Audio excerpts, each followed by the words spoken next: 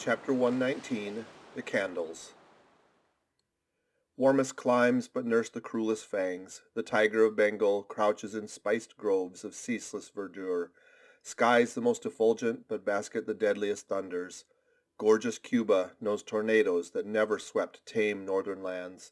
So too it is that in these resplendent Japanese seas the mariner encounters the direst of all storms, the typhoon. It will sometimes burst from out that cloudless sky like an exploding bomb upon a dazed and sleepy town. Toward evening of that day the Pequod was torn of her canvas, and bare-poled was left to fight a typhoon which had struck her directly ahead. When darkness came on, sky and sea roared and split with the thunder, and blazed with the lightning, that showed the disabled masts fluttering here and there with the rags which the first fury of the tempest had left for its after-sport. Holding by a shroud, Starbuck was standing on the quarter-deck, at every flash of the lightning glancing aloft to see what additional disaster might have befallen the intricate hamper there, while Stubb and Flask were directing the men in the higher hoisting and firmer lashing of the boats. But all their pains seemed naught. Though lifted to the very top of the cranes, the windward quarter-boat, Ahab's, did not escape.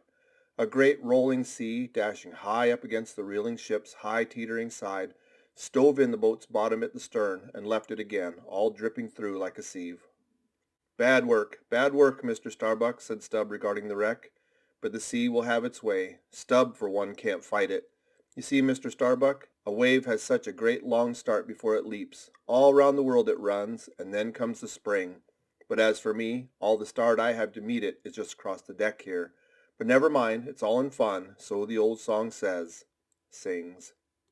"Oh, jolly is the gale, and a joker is the whale, a flourish in his tail. Such a funny, sporty, gamey, jesty, jokey, hokey-pokey lad is the ocean, oh.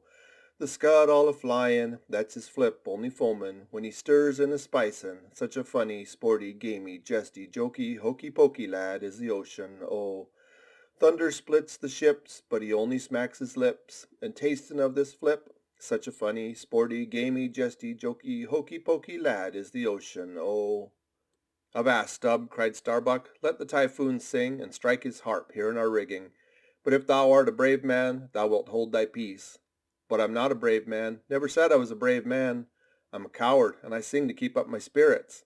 And I tell you what it is, Mr. Starbuck, there's no way to stop my singing in this world but to cut my throat. And when that's done, 10 to 1, I'll sing you the doxology for a wind-up. Madman, look through my eyes if thou hast none of thine own. What? How can you see better of a dark night than anybody else? Never mind how foolish." "Here," cried Starbuck, seizing Stubb by the shoulder and pointing his hand toward the weather bow. "Markest thou not that the gale comes from the eastward, the very course Ahab is to run for Moby Dick, the very course he swung to this day noon? Now mark his boat there. Where is that stove? In the stern sheets, man, where he is wont to stand. His standpoint is stove, man. Now jump overboard and sing away if thou must." "I don't half understand you. What's in the wind?" Yes, around the Cape of Good Hope is the shortest way to Nantucket," soliloquized Starbuck suddenly, heedless of Stubb's question. "The gale that now hammers at us to stave us, we can turn it into a fair wind that will drive us toward home. Yonder, to windward, all is blackness of doom. But to leeward, homeward, I see it lightens up there, but not with the lightning." At that moment, in one of the intervals of profound darkness, following the flashes, a voice was heard at his side, and almost at the same instant a volley of thunder peals rolled overhead. "Who's there?" "Old Thunder," said Ahab, groping his way along the bulwarks to his pivot hole, but suddenly finding his path made plain to him by elbowed lances of fire. Now as the lightning rod to a spire on shore is intended to carry off the perilous fluid into the soil, so the kindred rod which at sea some ships carry to each mast is intended to conduct it into the water. But as this conductor must descend to considerable depths, that its end may avoid all contact with the hull, and as, moreover, if kept constantly towing there, it would be liable to many mishaps, besides interfering not a little with some of the rigging, and more or less impeding the vessel's way in the water. Because of all this, the lower parts of a ship's lightning rods are not always overboard, but are generally made in long, slender links, so as to be the more readily hauled up into the chains outside, or thrown down into the sea as occasion may require. The rods!" cried Starbuck to the crew, suddenly admonished to vigilance by the vivid lightning that had just been darting flambeau to light Ahab to his post. "Are they overboard? Drop 'em over, fore and aft, quick!" Avast, cried Ahab. Let's have fair play here, though we be the weaker side. Yet I'll contribute to raise rods on the Himalayas and the Andes, that all the world may be secured. But out on privileges, let them be, sir. Look aloft, cried Starbuck. The corpusants! The corpusants! All the yardarms were tipped with a pallid fire, and touched at each tri-point lightning rod end with three tapering white flames. Each of the three tall masts was silently burning in that sulphurous air, like three gigantic wax tapers before an altar. Blast the boat! Let it go! Cried Stubb at this instant, and a swashing sea heaved up under his own little craft, so that its gunwale violently jammed his hand as he was passing a lashing. Blast it! But slipping backward on the deck, his uplifted eyes caught the flames, and immediately shifting his tone, he cried, "The corpusants! Have mercy on us all!" To sailors, oaths are household words. They will swear in the trance of the calm and in the teeth of the tempest. They will imprecate curses from the topsail yard arms, when most they teeter over to a soothing sea, but in all my voyagings, seldom have I heard a common oath when God's burning finger has been laid on the ship, when his mene mene tekel upharsin has been woven into the shrouds and the cordage. While this pallidness was burning aloft, few words were heard from the enchanted crew, who in one thick cluster stood in the forecastle, all their eyes gleaming in that pale phosphorescence, like a faraway constellation of stars. Relieved against the ghostly light, the gigantic jet negro Daggoo loomed up to thrice his real stature, and seemed the black cloud from which the thunder had come. The parted mouth of Tashtego revealed his shark white teeth, which strangely gleamed as if they too had been tipped by corpusants. Well lit up by the preternatural light, Queequeg's tattooing burned like satanic blue flames on his body. The tableau all waned at last with the pallidness aloft, and once more the Pequod and every soul on her decks were wrapped in a pall. A moment or two passed, when Starbuck, going forward, pushed against someone. It was Stubb. "What thinkest thou now, man? I heard thy cry. It was not the same in the song." "No, no, it wasn't. I said the corpusants have mercy on us all, and I hope they will still. But do they only have mercy on long faces? Have they no bowels for a laugh? And look ye, Mr. Starbuck, but it's too dark to look. Hear me, then. I take that masthead flame we saw for a sign of good luck. For those masts are rooted in a hold that's going to be chock-a-block with sperm oil, d'ye see? And so all that sperm will work up to the masts like sap in a tree. Yes, our three masts will yet be as three spermaceti candles. That's the good promise we saw." At that moment Starbuck caught sight of Stubb's face slowly beginning to glimmer into sight. Glancing upward, he cried, "See, see!" And once more the high tapering flames were beheld with what seemed redoubled supernaturalness in their pallor. "The corpusants have mercy on us all," cried Stubb again. At the base of the mainmast, and full beneath the doubloon and the flame, the Parsee was kneeling in Ahab's front, but with his head bowed away from him, while nearby, from the arched and overhanging rigging, where they had just been engaged securing a spar, a number of the seamen, arrested by the glare, now cohered together and hung pendulous, like a knot of numbed wasps from a drooping orchard twig, in various enchanted attitudes, like the standing or stepping or running skeletons in Herculaneum. Others remained rooted to the deck, but all their eyes upcast. "Aye, aye, men," cried Ahab, looking up at it. "Mark it well. The white flame but lights the way to the white whale. Hand me those mainmast links there. I would fain feel this pulse, and let mine beat against it. Blood against fire. So." Then turning, the last link held fast in his left hand, he put his foot upon the Parsee, and with fixed upward eye and high-flung right arm, he stood erect before the lofty tri-pointed trinity of flames. "O thou clear spirit of clear fire, whom on these seas I as Persian once did worship, till in the sacramental act so burned by thee that to this hour I bear the scar, I now know thee, thou clear spirit, and I now know that thy right worship is defiance. To neither love nor reverence will thou be kind, and e'en for hate canst thou but kill, and all are killed. No fearless fool now fronts thee. I own thy speechless, placeless power, but to the last gasp of my earthquake life will dispute its unconditional, unintegral mastery in me.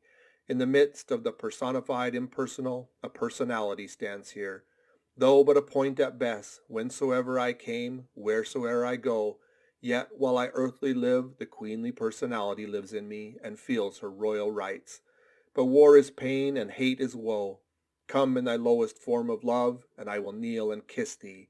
But at thy highest, come as mere supernal power, And though thou launchest navies of full-freighted worlds, there's that in here that still remains indifferent. O thou clear spirit, of thy fire thou madest me, and like a true child of fire I breathe it back to thee. Sudden repeated flashes of lightning, the 9 flames leap lengthwise to thrice their previous height. Ahab with the rest closes his eyes, his right hand pressed hard upon them. I own thy speechless, placeless power, said I not so? Nor was it wrung from me, nor do I now drop these links.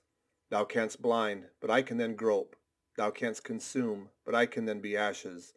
Take the homage of these poor eyes and shutter hands, I would not take it. The lightning flashes through my skull, mine eyeballs ache and ache. My whole beaten brain seems as beheaded, and rolling on some stunning ground. Oh, yet blindfold, yet will I talk to thee. Light though thou be, thou leapest out of darkness, but I am darkness leaping out of light, leaping out of thee. The javelins cease, open eyes, see or not, there burn the flames. O thou magnanimous, now I do glory in my genealogy, but thou art but my fiery father, my sweet mother I know not. O cruel, what hast thou done with her? There lies my puzzle, but thine is greater.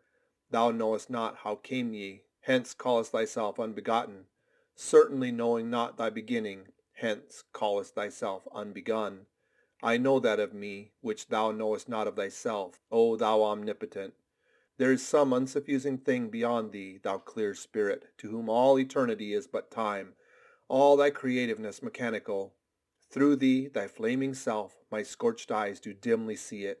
O thou foundling fire, thou hermit immemorial, thou too hast thy incommunicable riddle, thy unparticipated grief.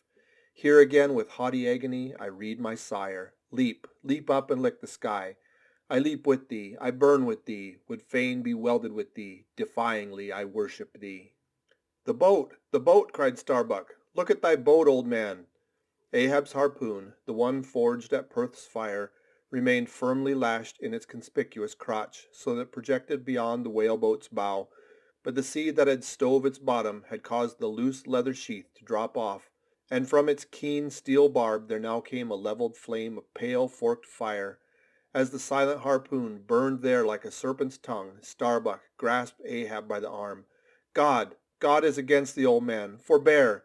'Tis an ill voyage, ill begun, ill continued. Let me square the yards while we may, old man, and make a fair wind of it homeward, to go on a better voyage than this. Overhearing Starbuck, the panic-stricken crew instantly ran to the braces, though not a sail was left aloft. For a moment all the aghast mates' thoughts seemed theirs. They raised a half-mutinous cry. But dashing the rattling lightning links to the deck, and snatching the burning harpoon, Ahab waved it like a torch among them, swearing to transfix with it the first sailor that but cast loose a rope's end. Petrified by his aspect, and still more shrinking from that fiery dart that he held, the men fell back in dismay, and Ahab again spoke. All your oaths to hunt the white whale are as binding as mine, and heart, soul, and body, lungs and life, old Ahab is bound. And that ye may know to what tune this heart beats, look here ye, thus I blow out the last fear. And with one blast of his breath he extinguished the flame. As in the hurricane that sweeps the plain, men fly the neighborhood of some lone gigantic elm, whose very height and strength but render it so much the more unsafe, because so much the more a mark for thunderbolts, so at those last words of Ahab's, many of the mariners did run from him in a terror of dismay. End of chapter 119.